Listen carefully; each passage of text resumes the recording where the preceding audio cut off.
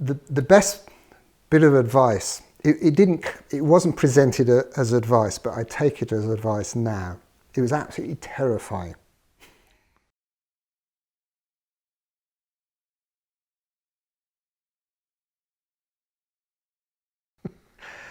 It was when my father asked me to make him a cup of tea. And I was only, I don't know, 9, 10 years old, something like that. I didn't know how to make a cup of tea. I hadn't had much practice of making a cup of tea. And I made him a cup of tea and I brought it to him, and it was probably lukewarm and the tea bag, or the tea hadn't brewed for long enough, and it was a pretty poor, bad cup of tea. And he took it and he looked at it like that, and he sighed, put it down, and he said to me, if you can't make a good cup of tea, you can't do anything in life. And that was like, it's like, really hard,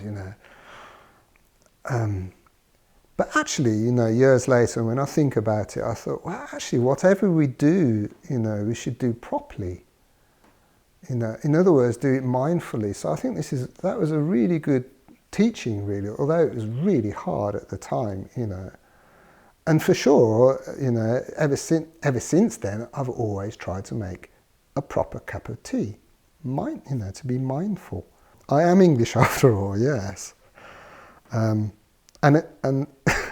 yeah, there's kind of a tea thing goes through my whole, I think I'm a tea addict, it goes through my whole life. Apparently the first sentence I ever strung together is crawling into the kitchen, tugging my grandmother's skirts and say, can I have a cup of tea, please?